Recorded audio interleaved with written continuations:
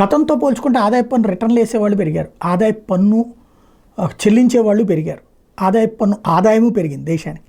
కానీ ప్రపంచ దేశాలతో పోలిస్తే స్టిల్ నౌ మనం మైనస్లో ఉన్నాం. 145 కోట్ల జనాభా కలిగినటువంటి దేశంలో మన దేశంలో ఇన్కమ్ ట్యాక్స్ కట్టేవాళ్ళు కేవలం 2.2%, అదే చైనాలో 10%, అదే అమెరికాలో 60% అప్రాక్సిమేట్గా. అంటే ఇక్కడే అసలైనటువంటి సమస్య ఉంది.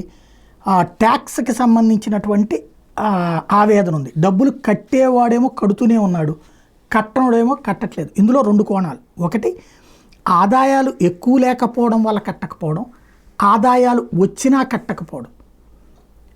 ఒకప్పుడైతే ఆదాయం వచ్చినా కట్టేవాళ్ళు కాదు, ఇప్పుడు ఆదాయం లేక కట్టనటువంటి వాళ్ళే ఎక్కువ ఉన్నారు.